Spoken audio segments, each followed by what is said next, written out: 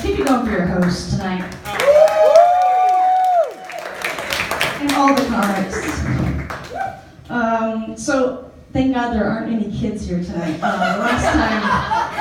The last time I was here, there was a 12-year-old child in that vicinity. And I don't normally do crowd work, but I felt compelled to do crowd work when I got up here because I had to apologize to his parents for all the years of therapy they were going to have to pay for. Here's why I don't do crowd work. When I first started doing comedy, I went to this couple, much like you two, but don't worry, I'm not gonna, yeah. No, but I went to this couple in the front row and I was like, "Sir, what do you do for a living?" And I handed the mic to him like this, And before he could grab it, the woman grabbed the microphone and she was like, "That's a good question."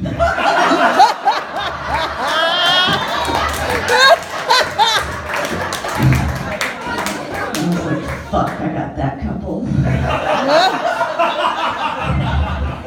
That's why I don't do crowd work anymore. But, I'm used to having kids when I'm warned about it, because I did this family-friendly show for New Year's Eve.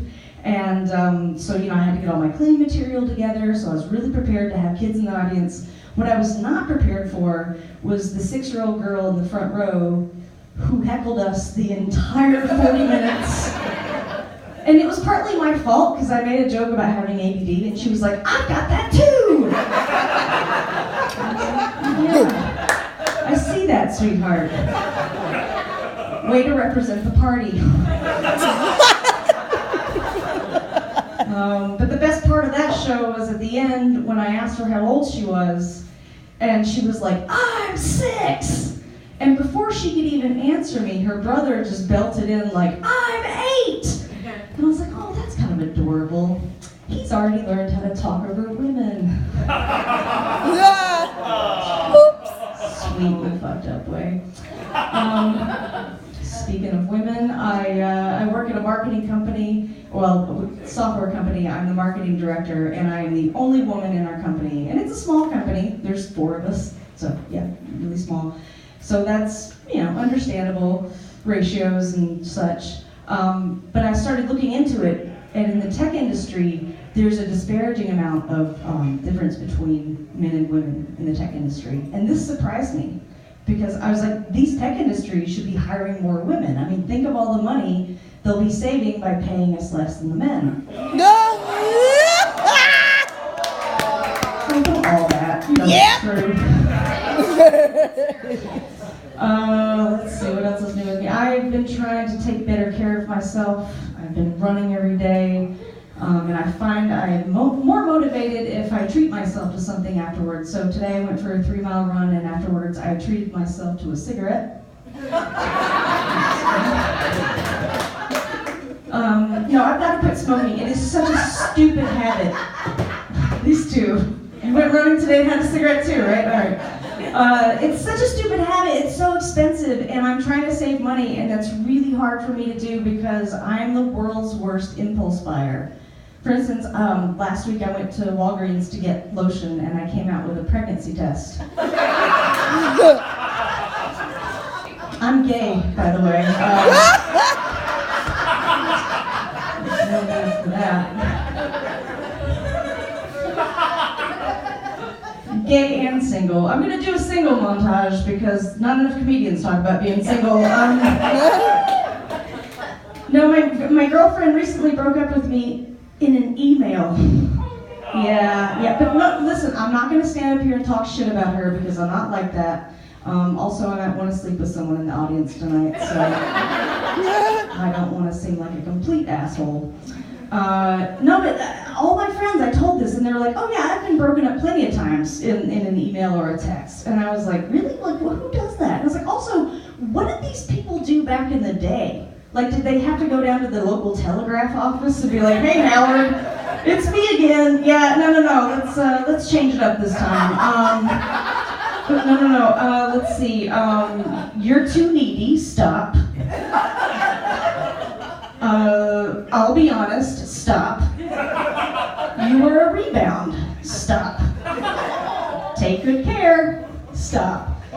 That last line, I don't know if we've gotten the take good care line, but that passive aggressive thing bugs me. Like, what else kind of care are you gonna take? Like, take mediocre care?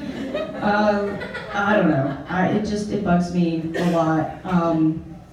And I think my main mistake is online dating. That's just a disaster in and of itself. But even in real situations, like when I try to meet women and I never know if somebody's hitting on me or if I should hit on them. I was in City Market recently and like staring at I was in the produce department, and there's way too many options, even in produce. Like, I don't know what the fuck to do with kohlrabi. Like, what do you do with it?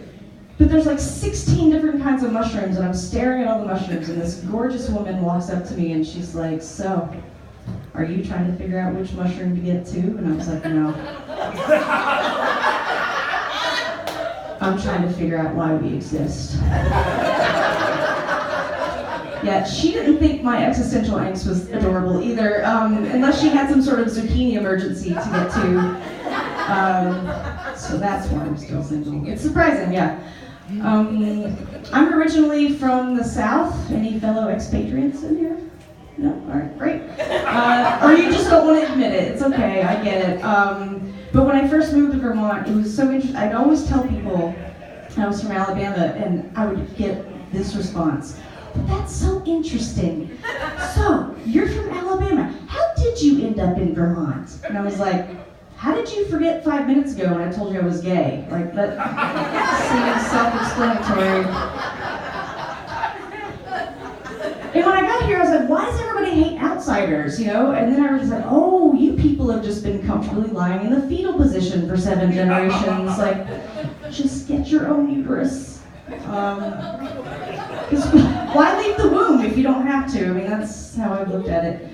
But my mom gets really upset when I make fun of Alabama. She's like, "Ashley, why do you always have to make jokes about Alabama?" And I was like, "Mom, let's face it. The only good thing that's ever come out of Alabama is Hellen Keller." And she's not exactly... She's no Anne Frank, is what I'm saying. Oh, come on. oh my God! It's Beautiful! Okay. It's okay to laugh at that joke.